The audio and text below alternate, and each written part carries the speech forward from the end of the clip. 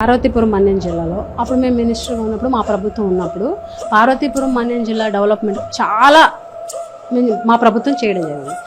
కొన్ని దశాబ్దాల కళ పార్వతీపురం అనేది ఒక జిల్లా ఏర్పడాలి అని చెప్పేసి అటువంటి కళని ఇక్కడ ఉన్నటువంటి ప్రజల మనోభావాలని క్రైటీరియాగా తీసుకుని జగన్మోహన్ రెడ్డి గారు పార్వతీపురం మన్యం జిల్లాను ఏర్పాటు చేయడం జరిగింది.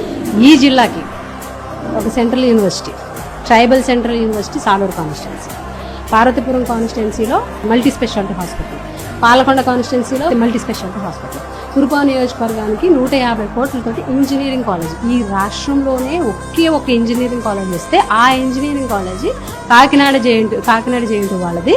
కురుపం కాన్స్టిట్యున్సీ 150 కోట్లు 102 ఎకరాలతోటి కురుపం కాన్స్టిట్యున్సీ తీసుకురావడం జరిగింది. ఇప్పుడు ఈరోజు ఈ మెడికల్ కాలేజ్ కూడా క్లినికల్ హాస్పిటల్ పార్వతీపురం హెడ్ క్వార్టర్లో ఉన్న మెడికల్ కాలేజీ అనేది ఉల్లిభద్ర మా కురుపం కాన్స్టిట్యున్సీలోనే సైట్ అనేది ఐడెంటిఫై చేయడం జరిగింది. ఈ రకంగా పార్వతీపురం మన్యం జిల్లా డెవలప్మెంట్లో వైఎస్ఆర్ కాంగ్రెస్ పార్టీ ప్రభుత్వం పాత్ర చాలా పెద్ద పాత్ర.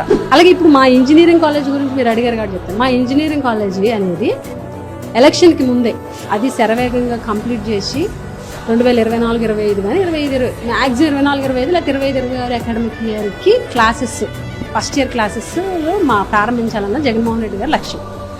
సో అందుకని శరవేగంగా 70% కూడా కంప్లీట్ అయినాయి. హాస్టల్స్ కానీ లేకపోతే కాలేజ్ కానీ బాయ్స్ హాస్టల్ కానీ గర్ల్స్ హాస్టల్ కానీ కంప్లీట్ అయినాయి. చాలా బాగా బిల్డింగ్ అనేది కన్స్ట్రక్షన్ అవుతుంది. ఈరోజు అర్ధాంతరంగా ఆగిపోయింది.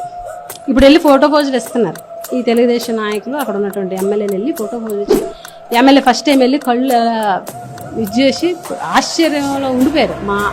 అలాంటి కాలేజ్ తీసుకొచ్చాము మేము ఇంజనీరింగ్ కాలేజ్. ఈరోజు అది మనకి ఫార్వర్డ్ స్టెప్ లేదు, ఆగిపోయింది. ఈరోజు కూటమి ప్రభుత్వం వచ్చిన తర్వాత ఈ మన్యం జిల్లాలో అభివృద్ధి అనేది వెనక్కి వెళ్తుంది. ఎందుకంటే మెడికల్ కాలేజ్ ఆగిపోతుంది, సూపర్ స్పెషాలిటీస్ ఆగిపోతున్నాయి, అక్కడ ఇంజనీరింగ్ కాలేజ్ ఆగిపోయింది. అన్ని నత్తనడకనే. ఇప్పుడు సెంట్రల్ యూనివర్సిటీ కానీ అన్ని నత్తనడకనే. కూటమి ప్రభుత్వం ఆలోచన కాన్స్టిట్యున్సీస్ డెవలప్ చేయాలని కానీ లేకపోతే జిల్లాను అభివృద్ధి చేయాలని కానీ జిల్లాలో ఉన్నటువంటి ప్రజల మనోభావాలకు తగ్గట్టుగా ఇక్కడ ఉన్నటువంటి పేద ప్రజలకి, ఎందుకంటే చాలా వెనకబడినటువంటి జిల్లా, తలసరి ఆదాయం చాలా తక్కువ ఉన్నటువంటి జిల్లా కాబట్టి ఇక్కడ ఎక్కువ డెవలప్మెంట్ చేసి అభివృద్ధి చేస్తే ఇక్కడ ప్రజలకు ఉపయోగపడేటువంటి పరిస్థితి ఉంటుంది. ఈరోజు ప్రైవేటైజేషన్ చేసేస్తాం అంటున్నారు. పార్వతీపురం మెడికల్ కాలేజ్ దగ్గర సుమారుగా 600 కోట్లు దీనికి శాంక్షన్ చేయడం జరిగింది. మా జిల్లాకు 600 కోట్లు ఇవ్వలేదు ఈ ప్రభుత్వం. మేమందరం ట్యాక్సులు కట్టట్లేదు. ప్రజలు 600 కోట్లు వెచ్చించి గవర్నమెంట్ మెడికల్ కాలేజీలను కట్టి ప్రజలకు సేవలు అందించలేదా ఈ ప్రభుత్వం? మేము ప్రశ్నిస్తున్నాం.